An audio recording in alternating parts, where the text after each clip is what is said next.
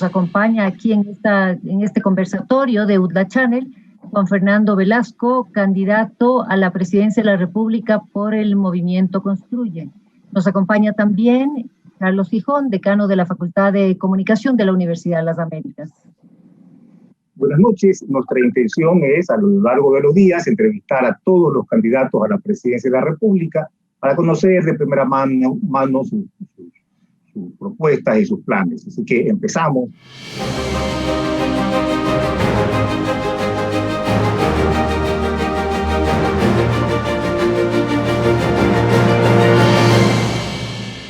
Cuando pienso en tu posición en este momento, me parece tu decisión de convertirte en político bastante difícil, pasar de ser un artista exitoso, conocido, querido, a un político de un movimiento casi inexistente. Diría, Rebeca, que no es que he decidido pasar a ser político, no es esa mi intención. Evidentemente el ser candidato a la presidencia es tomar una decisión con respecto a entrar a una lid política y todo lo que esto conlleva, pero no tiene que ver con una aspiración de una carrera política. Yo hasta hace 6 meses probablemente ni siquiera tenía la aspiración de ser presidente de la República y entendiendo lo que voy a decir, hoy tampoco mi aspiración no es ser presidente de la República, mi aspiración es cambiar este país.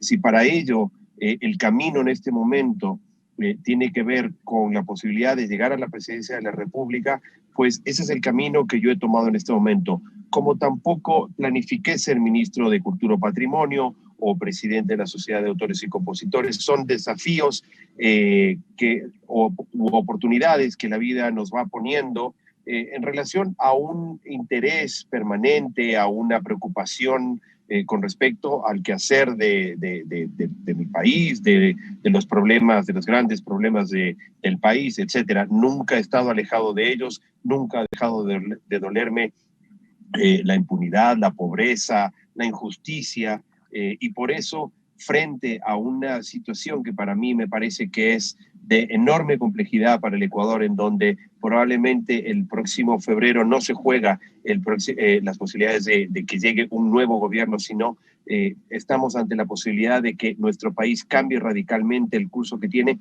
y tenga una afectación de 15 o 20 años hacia adelante. Y creo que todos estamos buscando, los que creemos en la democracia, los que creemos en las libertades, estamos buscando la manera de impedir que esto suceda.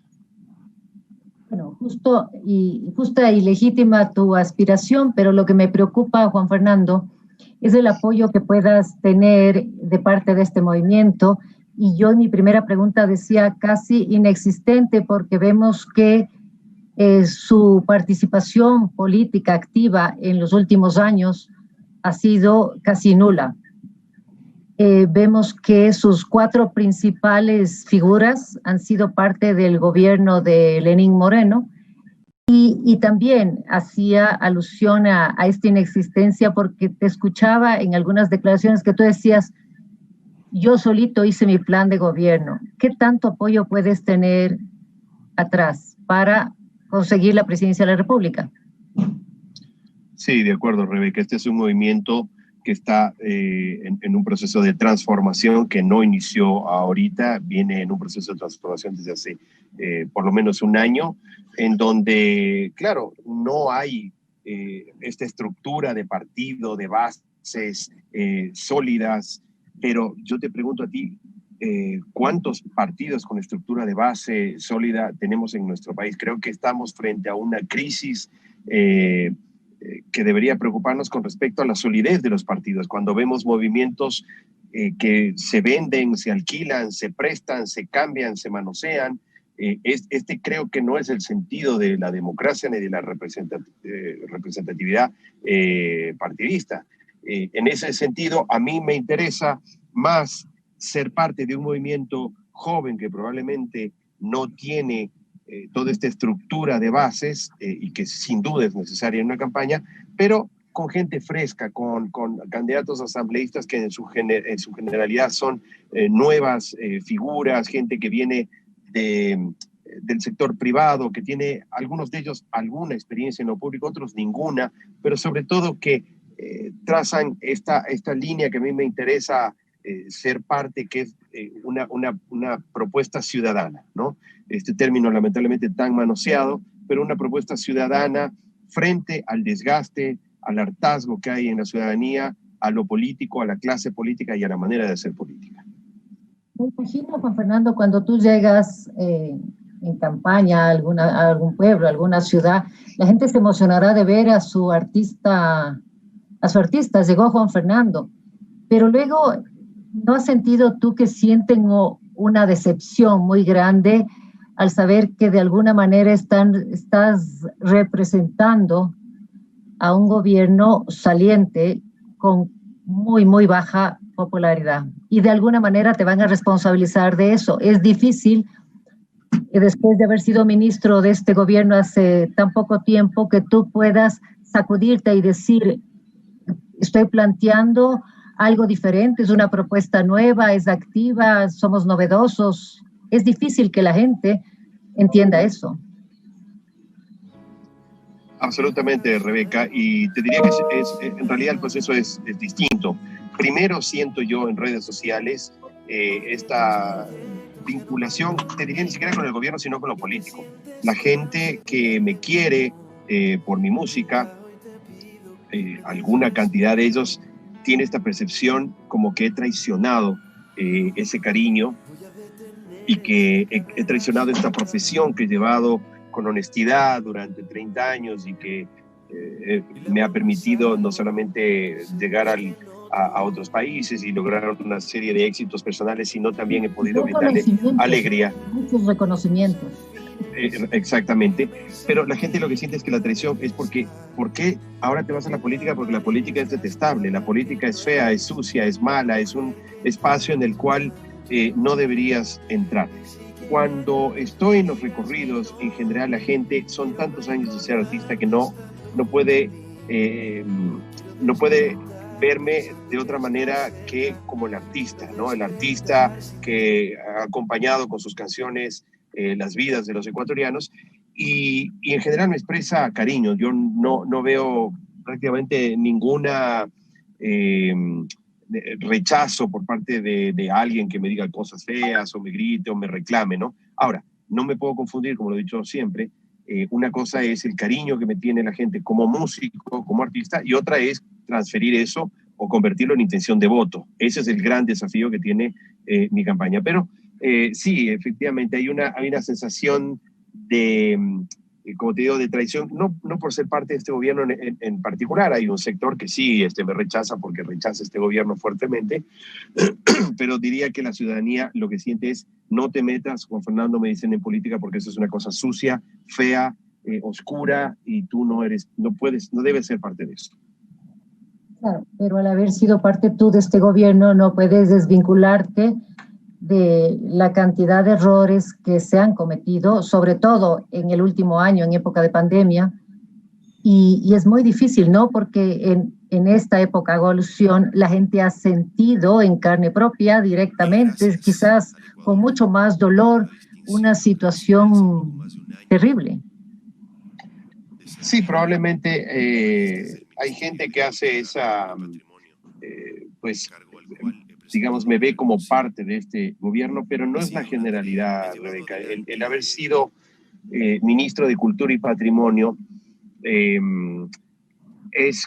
sí, he sido parte de ese gobierno, pero la gente me percibe como que yo he sido parte, pero no he sido un actor político determinante. Yo no era ministro de gobierno, ministro de economía, ministro del gabinete, era ministro de Cultura y Patrimonio, y en mi ámbito, que es por el cual me puedo hacer responsable, pues no hay esta relación tan directa. Sí, los detractores permanentemente buscan generar esa vinculación, buscan también plantear como que la mía es la candidatura oficialista, pero bueno, me parece que todos los candidatos tienen un desafío. Cada uno de nosotros, hay candidatos, por ejemplo, de su mayor desafío es lograr que la gente los identifique, ¿no? Otros candidatos que ya tienen identificación, lograr que la gente les crea. En mi caso, es lograr que la gente perciba que yo planteé algo distinto a lo que el gobierno del presidente Moreno, del cual yo fui parte y me siento agradecido por haber sido parte de su gabinete. Tampoco puedo salir a decir que este es un gobierno nefasto que hizo todo mal y ahora de repente volverme el más crítico, porque no es coherente, no es honesto, no es serio, pero marcando las distancias que uno, cuando es parte de algo, puede marcar cuando ya no está, pero haciéndome responsable también de las cosas que, como gobierno, cuando estuve adentro, las decisiones que se tomaron.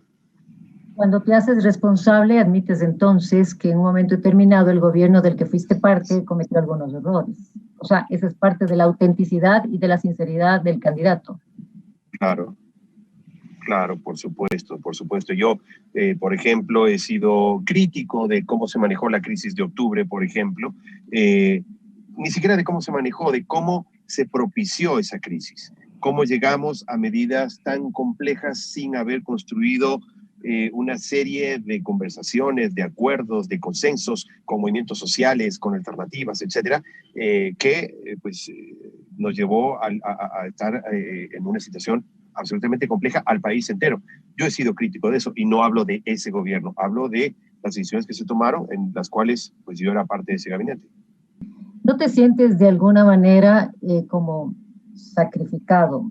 Entiendo que a ti te propusieron y lo aceptaste con muy buena voluntad, pero a la larga no sabemos los resultados aún, pero si no ganas, has sacrificado de alguna manera tu imagen en favor de un movimiento de 4 figuras que sí tuvieron un papel muy fuerte y preponderante en este gobierno, como María Paula Romo y Roldán. Como tú bien dices, Rebeca, todavía no están los resultados, pero si no son favorables, no habré sacrificado todo el tiempo, todo el esfuerzo, la familia, etcétera, por ese movimiento. Lo habré sacrificado por el país. Mi motivación está no en el movimiento Construye, no en una devolución a una oportunidad política, como he podido leer por ahí. Yo no tengo ninguna necesidad de arriesgar mi carrera, mi profesión, la comodidad en la que yo vivía de antes, de ser ministro. Para mí, ser ministro fue un compromiso con este país de sacrificio. Quienes estamos en puestos públicos y somos honestos, sabemos que en general es sacrificado, no es un buen negocio, casi no queda ningún rédito, la ciudadanía es en general ingrata con el servidor público, y si pues habré debido sacrificar esa imagen o esa tranquilidad, habrá sido por mis principios, porque me la jugué, como dije al comienzo, porque veo que el totalitarismo amenaza con volver a nuestro país, y habré entendido, si no es bueno el resultado, habré entendido mal, pero yo en ese momento entendí que mi rol era, en ese momento, para evitar que vuelva el totalitarismo, presentar esta candidatura que he presentado. Fernando, una precisión. ¿Tú estás afiliado al movimiento Construye? No. Gracias por estas respuestas. Vamos a hacer una corta pausa y volvemos inmediatamente.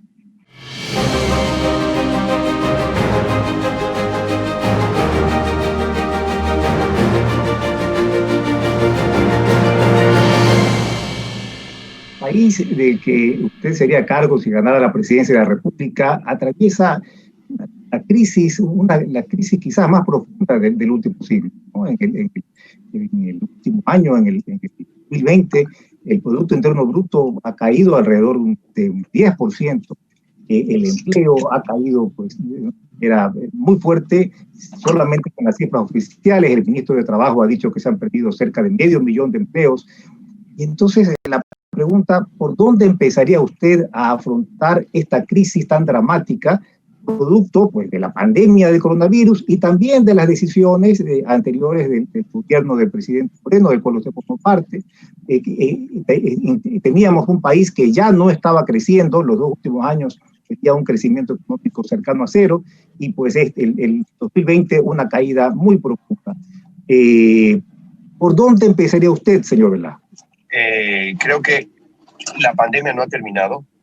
y hay que tomar algunas medidas urgentes para reactivar la economía dentro de esta lógica de la pandemia. El 2021 no va a ser el año en el que volvamos a la normalidad, lamentablemente.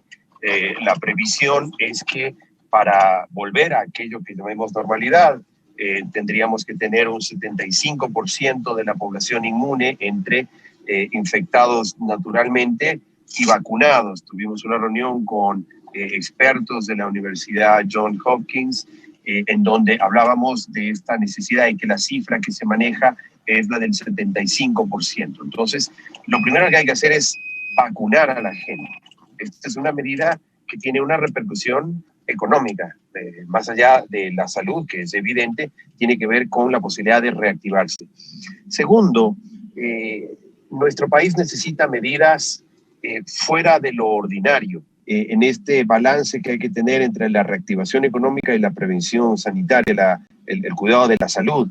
Y ahí el Estado tiene que lograr deponer alguna de sus más rígidas posturas frente a la ciudadanía, porque el mundo no sigue igual. ¿A qué me refiero?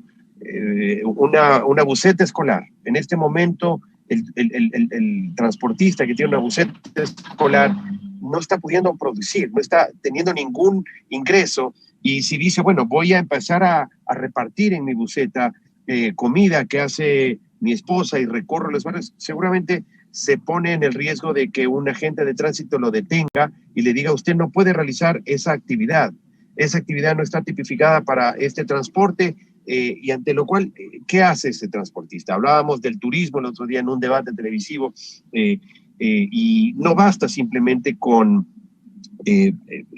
hacer o tomar medidas como que estuviéramos en una normalidad. Si estuviéramos en la normalidad y si al turismo se le baja el IVA del 12 al 5%, probablemente eso estimularía el sector. Pero en una situación en la cual las playas del 31 de diciembre estuvieron cerradas, toda esa gente que se preparó para encontrar un respiro en el feriado de fin de año y no pudo recibir nada de aquello, está desesperada y no parecería haber alternativas. No podemos decir, vamos, como dice un candidato, salgamos a hacer turismo, que a los jóvenes no les pasa nada si les da COVID, que es una barbaridad. Lo que hay que hacer es buscar medidas excepcionales. Yo planteaba, por ejemplo, no restringir horarios de funcionamiento. Si hay un restaurante que antes funcionaba hasta las 10 de la noche, pero a su capacidad al 100%, y ahora por la pandemia tiene que hacerlo al 50%, entonces que ese horario se extienda. Podemos cambiar nuestras costumbres. Esta entrevista que estamos teniendo hoy, Rebeca, Carlos y yo, pues tal vez no nos la hubiéramos imaginado en un momento de no pandemia, y asimismo tenemos que pensar en que la gente tal vez, ampliar los horarios, ¿no? Si lo que hay que hacer es no estar juntos, no estar tantos juntos en un mismo lugar, entonces repartamos los horarios para que vayamos a ese sitio, pero no todos al mismo tiempo, ¿no? ¿Cómo crear más empleo? El país necesita reactivación económica, necesita recuperar en lo que se pueda dentro de la pandemia la actividad económica. ¿Cómo logramos, para lograr creación de empresas y de esa manera creación de empleo, vamos a necesitar inversiones para empezar? ¿Cómo puede hacer el Ecuador, desde su punto de vista, para obtener inversiones que permitan generar empleos que produzcan, generar empresas que produzcan empleo? Bueno, son dos necesidades fundamentales, ¿no? Primero, la generación de empleo desde la producción local, para lo cual el empleo se genera en el sector privado, ¿no? El 80% del empleo está en el sector privado. El Estado tiene puesto una soga en el cuello al sector privado, no de ahora, de siempre, con trámites, con licencias, con permisos, con requisitos insalvables, con filas, tiempos que son de 2, 4, 6, 8 meses, y a todo nivel, ¿no? Pequeños, micro, medianos, grandes empresarios que tienen que lidiar con este Estado que avanza lento, que es corrupto, que está lleno de impedimentos y que parecería no estar del lado de los productores, los emprendedores, etcétera. Ahí nosotros planteamos una eliminación o una reducción al mínimo de todos estos... ¿Usted sería partidario también, pregunto, de reducir impuestos? Sí. ¿Usted sería partidario de reducir el IVA, por ejemplo? Mira, Carlos, me parece que el IVA es un arma de doble filo, ¿no? ¿Y por qué digo esto? Porque puede ser estimulante por un lado, pero cuando tenemos que pagar a los maestros, tenemos que pagar, o sea, la plata no sale no se inventa, ¿verdad? ¿Usted sería partidario de reducir el impuesto de la salida de capitales para tratar de que haya una mayor inversión extranjera? Absolutamente, en ese sentido sí, porque el ISD hay que irlo reduciendo cuando son gastos de consumo al exterior, ¿no? Pero sobre todo para atraer la inversión extranjera directa. Si yo sé que $1 fuera de Ecuador cuesta $1 y dentro de Ecuador pierde el 5% de su valor, ya estoy desestimulando la inversión extranjera directa. Entonces, y no ha servido para evitar que se ¿podemos decir que usted es partidario de eliminar el impuesto a la salida de capitales? Para ciertos rubros, sí. Hay que nuevamente hacerlo con cuidado, Carlos, porque cuando uno es candidato puede ofrecer lo que sea. Yo eliminaré esto, yo pagaré el otro, yo haré esto, pero se necesita dinero. Tenemos un déficit fiscal muy complejo que un análisis serio no permite simplemente decir vamos a eliminar esto, aquello y vamos a tener salud y vamos a entregar $1.000 a 1 millón de familias, etcétera, etcétera. Y probablemente uno de los mayores problemas para la generación de empleo es la legislación laboral. Tenemos una legislación laboral inflexible que plantea, que obliga a grandes gastos para despido de personal, por ejemplo. Las indemnizaciones son fuertes en el Ecuador. ¿Usted sería partidario de una reforma laboral que flexibilice la relación laboral y que permita a los emprendedores reducir el costo de la carga laboral? Hay que proteger a los trabajadores, pero esa carga no se le puede poner al hombro al emprendedor, a la empresa privada sola. En este momento, nuestras leyes laborales no protegen al trabajador, protegen al puesto de trabajo.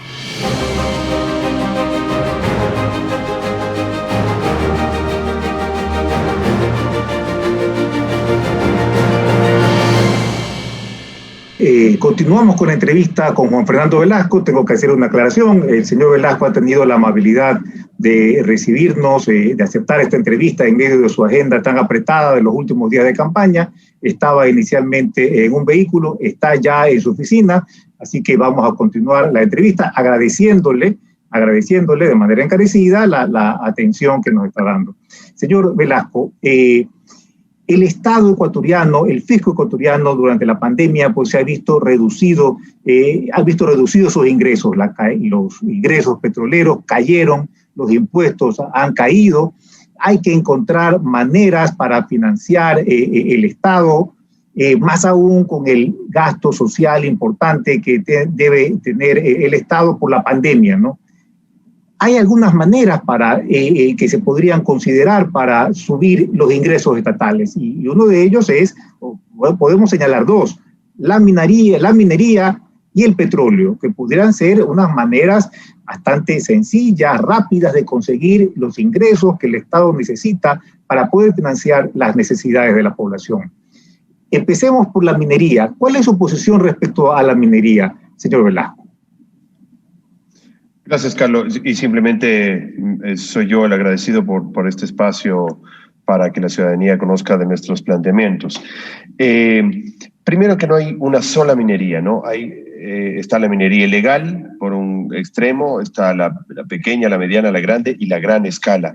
Esa minería ilegal es la que debemos combatir, esa minería que genera violencia, la que no paga impuestos, la que tiene trabajo infantil, la que contamina sobre todo, pero por otro lado está la minería a gran escala, que aunque suene como una minería mala o nos hayan generado pues esta percepción, es la minería que paga impuestos, la que más tiene cuidado con el medio ambiente, la que genera riqueza, esa riqueza que está en nuestros recursos naturales y que la necesitamos. No somos un país que podamos tomar la decisión de no explotar nuestros recursos naturales, mucho menos suplantarla por ideas fantásticas como sacar oro de los celulares. Necesitamos esos recursos. Quien quiera que plantee un Estado que proteja los derechos, que garantice educación para sus ciudadanos, que tenga salud de calidad, tiene que utilizar esos recursos, sí, de manera responsable, sí, contratos justos para el Ecuador, pero cuando yo soy ambientalista, me considero ambientalista, pero esta entrevista que estamos teniendo en este momento tiene un impacto en el ambiente, la electricidad que estamos usando. Lo que hay que tratar es de que el costo-beneficio, por decirlo así, sea bueno, que no haya un mayor contaminación, pero al lado de los recursos que necesitamos, los autos eléctricos que suplantan a los autos que utilizan combustibles fósiles, utilizan baterías cargadas de cobre, y el cobre hay que sacarlo de debajo de la tierra, ¿no? Entonces nosotros estamos a favor de una minería responsable, como digo, y tenemos que tender hacia esa minería a gran escala. Entonces estamos hablando de concesiones, ¿verdad? Concesiones mineras. Exactamente. De aquí a 10 años el Ecuador puede rápidamente crecer. Se han hallado yacimientos de cobre muy, muy importantes que tenemos que nosotros explotar. Lo mismo sucede con el petróleo dentro de las consideraciones que están planteadas en la misma Constitución y dentro de la protección y el respeto por las áreas protegidas. Hay todavía la posibilidad de extraer petróleo de manera responsable, cuidando al máximo el medio ambiente, pero nuevamente no podemos darnos el lujo, no somos un país que podamos decidir dejar nuestro petróleo, nuestros recursos naturales bajo la tierra, peor en esta situación de pandemia en donde las necesidades apremian. Estamos hablando, pregunto, de ampliar la frontera petrolera, esto es, tenemos pues delimitados los campos petroleros, estamos hablando de ampliar el espacio territorial en el que se extrae petróleo.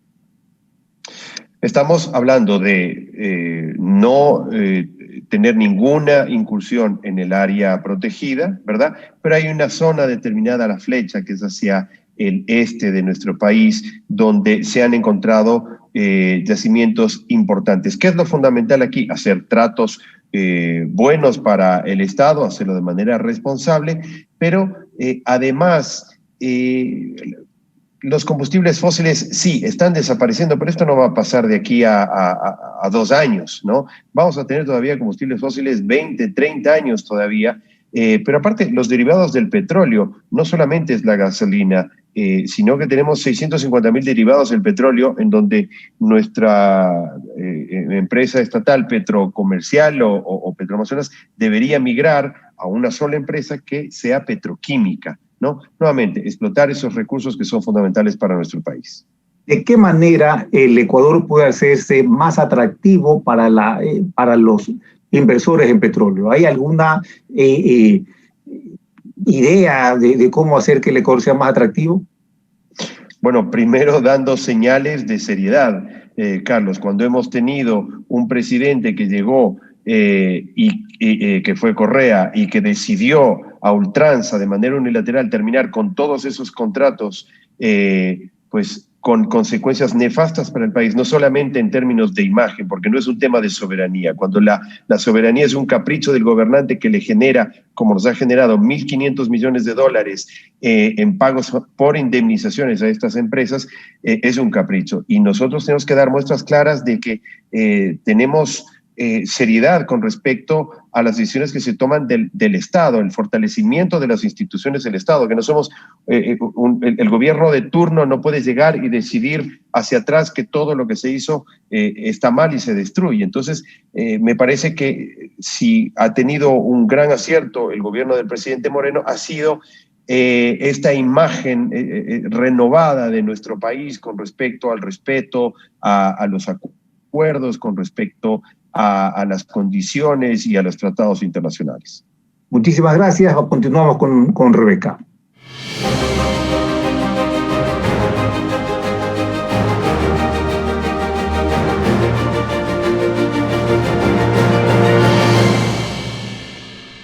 La Channel con el candidato a la presidencia de la República por el Movimiento Construye, Juan Fernando Velasco.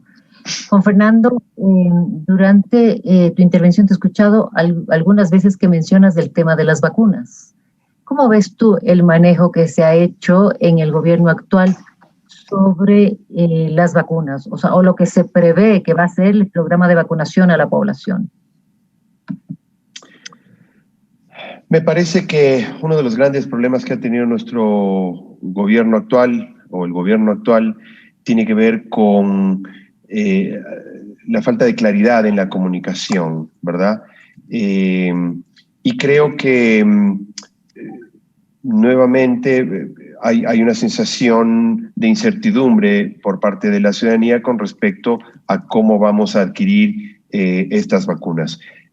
Sé que hay y que se entiende desde el gobierno la necesidad prioritaria de lograr que lleguen esas vacunas a nuestro país, y creo que tanto este gobierno como el próximo mandatario deberá entender que esa es la prioridad uno. No hay nada más importante que lograr que el pueblo ecuatoriano, que podamos vacunarnos no solamente por esta primera necesidad de la salud, sino por la posibilidad cierta de que esto signifique la reactivación económica. ¿Crees tú que solo es un problema de comunicación o de gestión? No me animaría a decir de gestión, porque la verdad es que no tengo claro, tenemos información parcial, también a veces contradictoria entre algunos personeros del gobierno, pero creo yo que pues estamos claros de que las vacunas tienen que llegar y que hay un plan en el cual se está trabajando. Si bien la gestión del gobierno durante la pandemia ha sido muy criticada, sobre todo por la crisis que vivimos en la costa ecuatoriana, en específico en Guayaquil, entre marzo y abril, mayo tal vez del año pasado, me parece que las acciones posteriores han permitido que el Ecuador se ponga en una situación mucho más tranquila, digamos, frente a la pandemia. Hoy vivimos días nuevamente álgidos que habrá que ver cómo termina dándose, pero ese descontrol que hubo en los primeros meses, fruto de muchos factores, creo que podríamos hacer un programa entero solamente de ese episodio, en donde la propia estructura de la ciudad de Guayaquil, una ciudad que es de las que menor acceso al agua potable tiene en América Latina, y uno de los grandes factores en la prevención del COVID es lavarse las manos, hizo que explosionara, pero después de ello creo que ha habido un manejo responsable, un manejo más claro con respecto a la situación de la pandemia, y espero que puedan resolver lo de las vacunas, pero como digo, el siguiente gobernante tendrá esa responsabilidad. Y quisiera agregar aquí una cosa simplemente muy rápida, y es con respecto al orden de vacunación, que está planteado claramente que la prioridad es primero los médicos, los trabajadores de la salud, ¿no? Esta es la primera línea. Segundo, las personas de la tercera edad o quienes sean más propensos a la enfermedad. Y nosotros estamos planteando un tercer nivel que lo está también planteando UNICEF y UNESCO, y es vacunar a los maestros. Es fundamental volver a clases por muchos motivos, y que los maestros estén dentro de este grupo prioritario va a ayudar a este plan de regreso, de retorno a las clases. Claro, pero según la comunicación del gobierno, según lo que ha dicho el gobierno, llegarán 50.000 vacunas, que si consideramos que son 2 dosis, podrían únicamente ser repartidas a 25.000 personas. Y si tomamos en cuenta que solamente el personal de salud a nivel nacional son 38.000 personas, entonces no va a alcanzar definitivamente ni para los médicos, peor para los maestros. A eso me refería yo un poco con el tema de la gestión.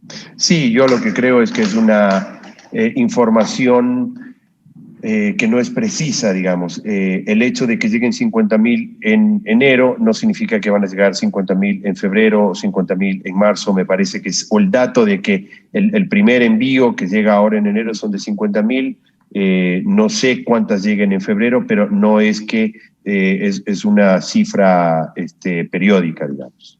Si no, estamos fritos, ¿no? Si fuera así, si van a llegar 50.000 vacunas por mes, nos vacunaremos en 10 años.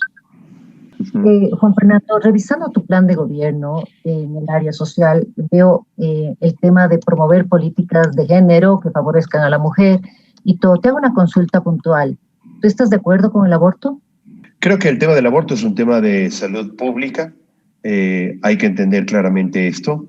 No es un tema de ética o de moral o de religión. Segundo, creo que las decisiones que tomen los gobernantes con respecto a políticas públicas tienen que ver con cuestiones técnicas y no con percepciones personales. Hay en general una confusión con respecto a esto y uno cree que uno tiene que tomar decisiones de política pública de acuerdo a lo que uno cree con respecto a un tema tan delicado como el del aborto. Finalmente, porque no quiero evadir la pregunta, estoy en contra de la penalización del aborto por violación.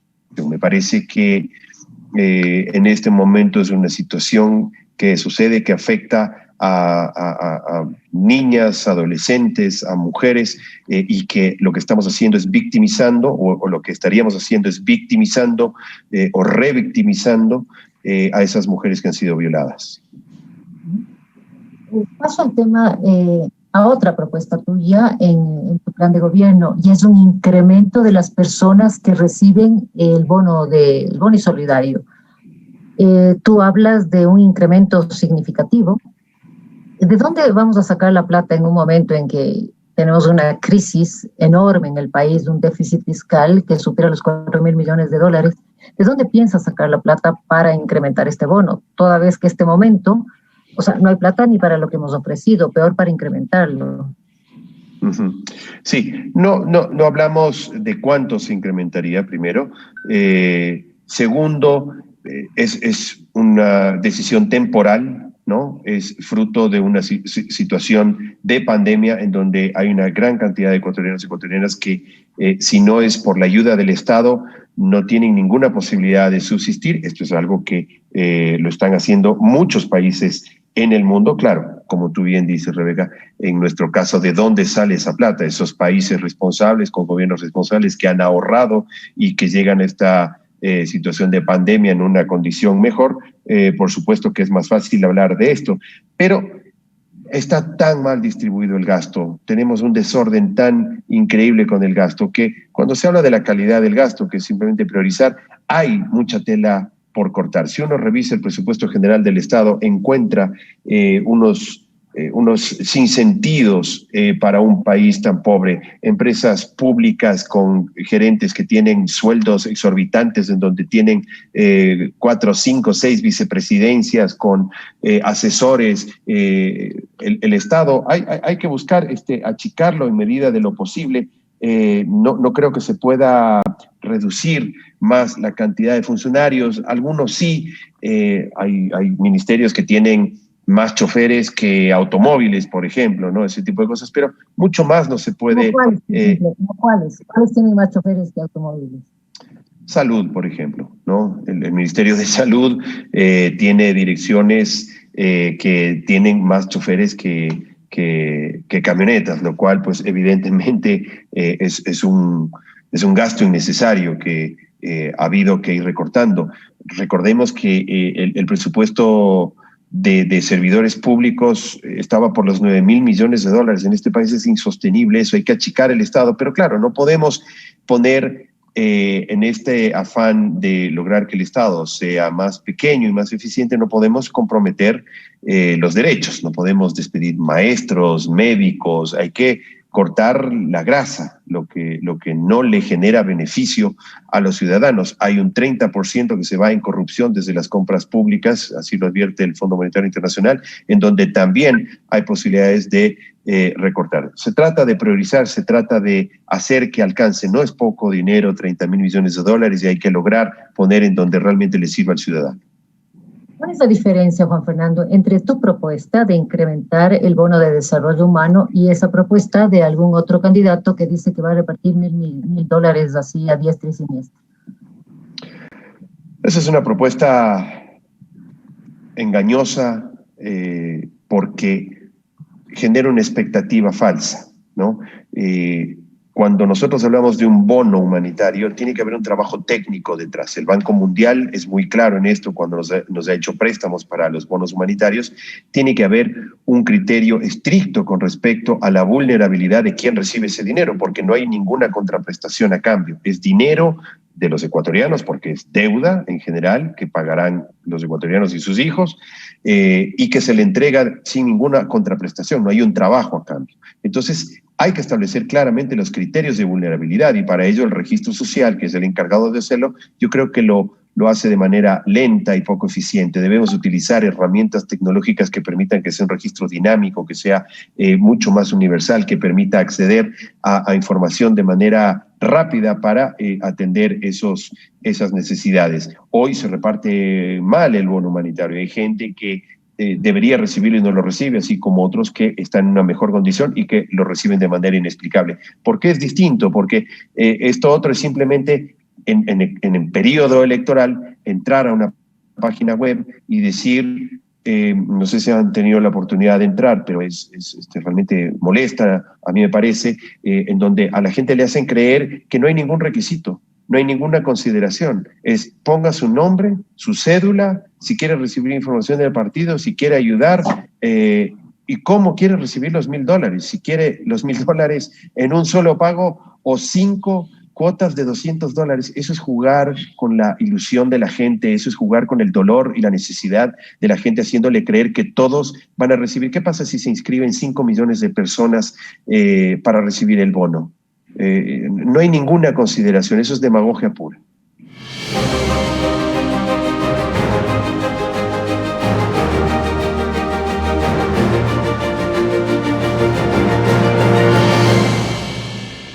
¿Cuál es su posición respecto al gobierno de Nicolás Maduro en Venezuela? ¿Qué posición tiene usted? Bueno, yo creo que creo en la autodeterminación de los pueblos, creo en la soberanía de las naciones, pero de la misma manera creo que como región, como países que buscamos la democracia, y a las luces, además, o a la luz de los recientes informes, sobre todo el último reciente informe de Naciones Unidas con respecto a los crímenes de lesa humanidad en Venezuela, y a los permanentes ataques del presidente Maduro, quien considero que es el presidente de Venezuela, el Ecuador debería romper relaciones con ese país. ¿Usted cree que Ecuador puede participar en el retorno a la democracia de Venezuela, o basta con romper relaciones con Maduro y mirar hacia otro lado? Carlos, ese es un tema complicado de política internacional. Yo creo que el Ecuador ha sido respetuoso de los derechos humanos siempre, tiene una historia de respeto de los acuerdos y de los derechos humanos. Me parece que ha sido respetuoso también de la soberanía de las otras naciones. Yo creo que en política internacional lo que debe primar en las decisiones de un mandatario es, teniendo en cuenta sin duda los conceptos de soberanía y autodeterminación, buscar las mejores condiciones para su población. Nuevamente caemos en la situación de un mandatario que por una vanidad personal toma decisiones de política exterior que a nuestro país lo dejaron aislado, que lo pusieron en entredicho con nuestro principal socio comercial, que es Estados Unidos. No se trata de bajar la cabeza, se trata de ser inteligentes y de pensar que cuando uno pone por delante el capricho, la ideología en este tipo de decisiones de orden de relaciones exteriores, ¿quién es el que sufre? El trabajador de la compañía florícola, que se queda sin trabajo porque la florícola quiebra, porque su principal socio comercial le pone sanciones porque las relaciones diplomáticas no son las correctas. En ese sentido, con Venezuela yo creo que en el respeto hay que actuar, pero también con la solidaridad, porque el Ecuador ha sido solidario con el pueblo venezolano, ha sido solidario con esa gente que ha debido salir huyendo de la barbarie y que ha tenido que asumirlo solo. Los miles de venezolanos, hermanos que han venido a nuestro país, así como los ecuatorianos que han debido migrar a otros países, el Ecuador ha tenido que asumir su salud, ha tenido que tomar acciones y el gobierno de Venezuela no ha tenido ningún tipo de empatía, ni siquiera. Pero usted coincide con usted coincide conmigo en la descripción de que Venezuela en este momento es víctima de un gobierno, de una dictadura que ha ocasionado una crisis económica brutal, que ha provocado la salida de 2 millones de venezolanos y que se ha convertido en un riesgo para la democracia en la región. Venezuela pareciera ser en este momento un riesgo de desestabilización de la región. Y si usted coincide, a ver, empiezo preguntándole, ¿usted coincide con esa descripción o no? Plenamente, plenamente. Okay. Y entonces, si Venezuela es un riesgo para la estabilidad democrática, ¿usted no cree necesario que el Ecuador forme parte de un esfuerzo para lograr que la democracia retorne a Venezuela? Acabo de recordar en ese momento como en algún momento tratamos este tema en Twitter y no coincidíamos, Carlos, tú y yo.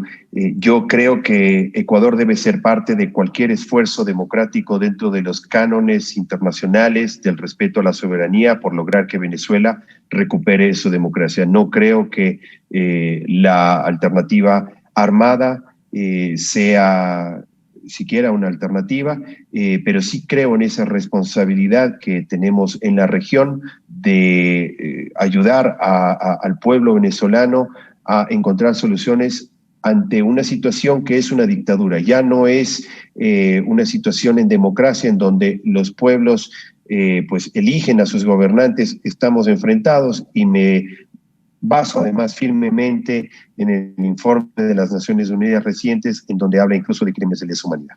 En todo caso, ¿usted no reconoce a Juan Guaidó como presidente interino de Venezuela? Lo acaba de decir hace poco. Sí, no, a mí me parece que eso es... no creo que... y me parece que también a lo largo del tiempo se ha ido quedando sin ese respaldo Juan Guaidó en ese intento de posicionar la legitimidad como presidente. Yo creo que el presidente dictador de Venezuela es Nicolás Maduro. En este momento hay 2 naciones en América Latina que de alguna manera podría considerarse que están interviniendo en la vida política del Ecuador. Me refiero a Argentina y a México. Argentina no solamente está dando asilo a una persona que ha sido condenada por la justicia, me estoy refiriendo a la ministra Duarte, a la ex ministra Duarte, sino que sus mandatarios se dan el lujo de recibir a un candidato presidencial, que forman parte de la campaña de un candidato presidencial.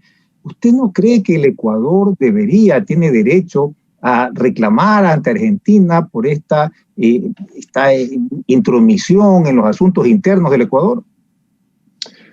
Sí, yo creo que el Ecuador tiene el derecho de reclamar dentro de los canales diplomáticos, para eso están, hacer los reclamos correspondientes. Me parece que en política internacional nuevamente siempre hay que buscar el camino del diálogo en todos los aspectos, pero en las relaciones internacionales tal vez aún más, siempre buscar soluciones pacíficas y sobre todo siempre tener en cuenta que las decisiones con respecto a política internacional afectan a los ciudadanos ecuatorianos, a todos esos ecuatorianos estudiantes que tenemos en Argentina. Una decisión a ultranza con respecto a las relaciones diplomáticas con ese país seguramente afectaría. Yo siempre creo que dentro de los derroteros del diálogo, de la paz, la diplomacia, se deben solucionar estos temas, igual que con México, ¿no? Pero creo que con México... ¿Usted no cree que la posición argentina es una intromisión intolerable en la campaña electoral?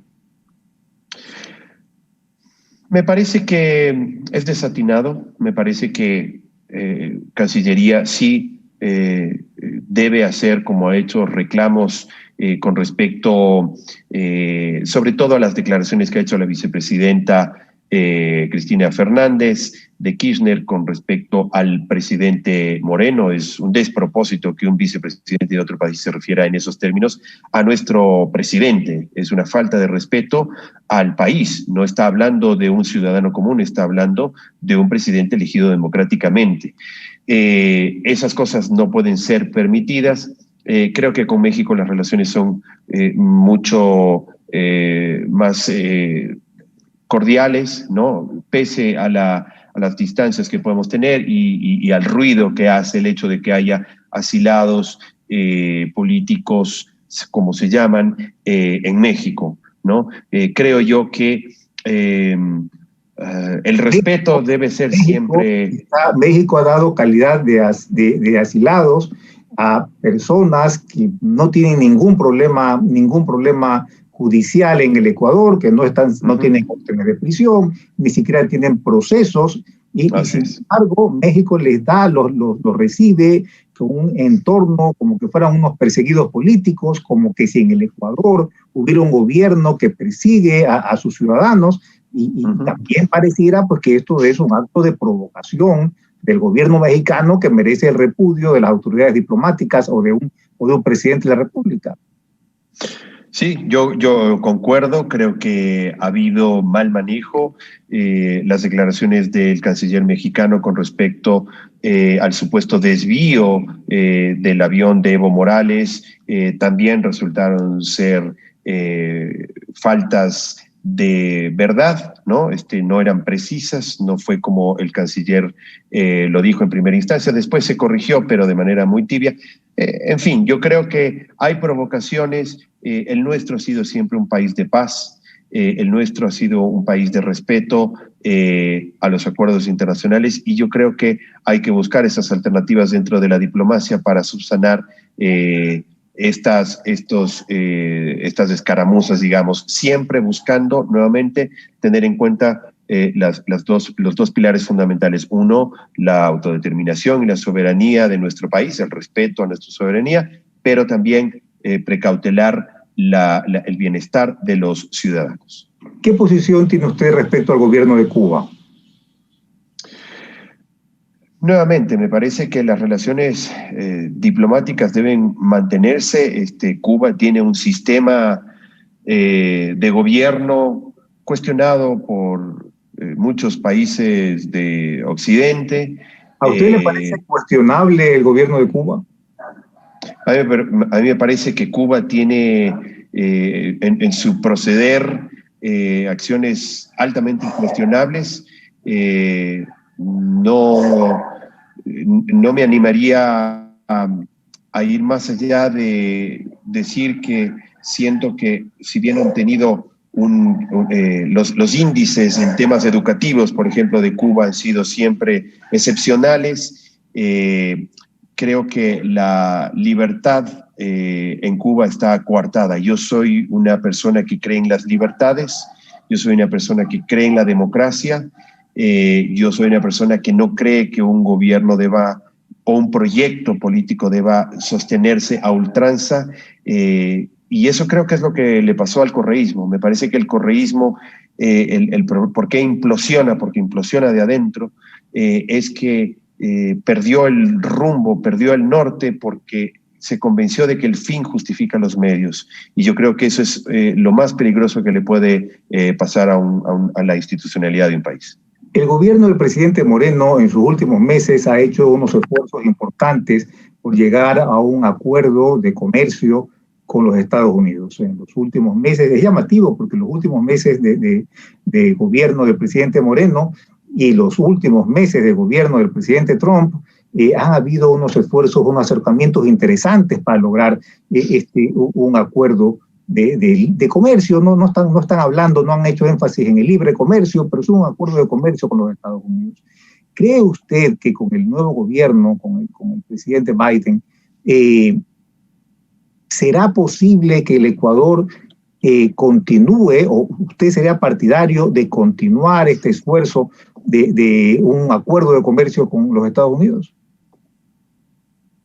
Yo sería partidario, sin duda, siempre y cuando las condiciones sean favorables para nuestro país, ¿no? Está claro que las grandes ventajas que supone un acuerdo es la posibilidad de que nuestros productos lleguen sin aranceles a ese país que es tan importante, nuestro principal socio comercial como es Estados Unidos, pero supone un riesgo también porque nosotros debemos de manera recíproca permitir que productos de una potencia económica como la de Estados Unidos ingrese a nuestra incipiente industria, ¿no?, ecuatoriana, en donde hay que proteger. Pero claro, los acuerdos son para eso, para liberarse. Estados Unidos es un socio que nos interesa a los ecuatorianos sin duda alguna. No podemos dejar pasar esa oportunidad y el rol del Estado debe ser lograr que ese acuerdo sea en los términos más favorables y si hay que proteger un sector, si hay que proteger una industria para fortalecerla o para lograr que migre a otra actividad, pues ahí está el rol del Estado como fundamental. Debería entender que usted es partidario de mantener las mejores relaciones con el gobierno de Biden. Sin embargo, tengo poco tiempo ya, pero hay un aspecto que me parece muy importante, la relación con China. El Ecuador no ha tenido una buena relación con China en los últimos tiempos.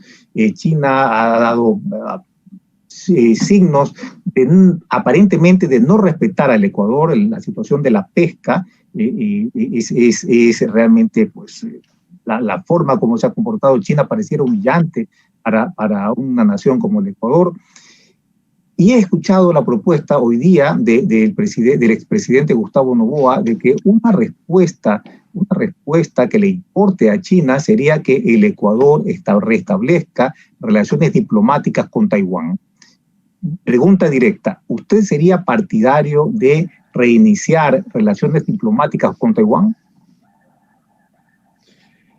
Me parece que nuestra economía está en cuidados intensivos, Carlos. Ese tipo de decisiones de planteamiento de firmeza, de soberanía, se deben tomar cuando el paciente está robusto, cuando ya no es paciente, cuando tiene una economía sólida, cuando ha logrado reinsertarse con fuerza en el mercado internacional. China sigue siendo relevante para nuestro país. Tenemos una deuda muy grande con China y nuestras relaciones diplomáticas son fundamentales. Fíjate tú que una de las condiciones, lo sabes, obviamente, que puso el Fondo Monetario Internacional para el desembolso del dinero que nos prestó, es que lleguemos a un acuerdo con la deuda con China, ¿no? Porque claro, el fondo decía, no te voy a dar un dinero para que tú vayas y le pagues a los chinos con esto, tienes que renegociar esa deuda y ahí hay el desembolso. Todo es un tema de equilibrios. Nuevamente, tomar las decisiones por una convicción ideológica o por aquí no nos están respetando y yo voy a hacer respetar a mi país y les voy a enseñar a los chinos que con Ecuador no se juega y me voy en relaciones con Taiwán, la enorme consecuencia que podría tener eso es irresponsable, sería irresponsable, ¿no? China tenemos que buscar que sea un socio amigable con el país, que le traiga buenas cosas, que mejoren los acuerdos, que se pueda renegociar esa deuda que nos dejó el correísmo con China, y para ello hay que hacer los esfuerzos dentro nuevamente de los canales diplomáticos. Yo quiero agradecerle a usted realmente muchísimas gracias por recibirnos. Entendemos los problemas que ha tenido hoy y pues entendemos las dificultades de agenda. Muchísimas gracias. Gracias a ti, Carlos, a Rebeca, que ya no está, a todos los pues, oyentes, a los cibernautas, a quienes se conectan a esta conexión virtual. Un gran abrazo y no se olviden que este 7 de febrero el Ecuador no se juega, el próximo presidente se juega los próximos 15, 20 años y es nuestra responsabilidad impedir que nuestro país vaya por ese camino que ya conocemos que no lleva a nada. Un gran abrazo a ti, Carlos, Rebeca, que creo que justo está volviendo, y a toda la gente que está conectada aquí a Luz de la Tarde. Muchísimas gracias. En los días siguientes vamos a continuar con entrevistas a los candidatos presidenciales en este canal Udra Channel.